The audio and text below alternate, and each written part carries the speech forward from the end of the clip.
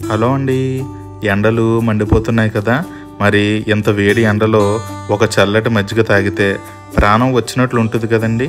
మరి వీళ్ళందరూ కలిసి దారిన వెళ్ళే వాళ్ళందరికీ కూడా మజ్జిగ డిస్ట్రిబ్యూట్ చేస్తున్నారండి. మనందరం కూడా వీళ్ళకి సపోర్ట్ చేద్దామా మరి?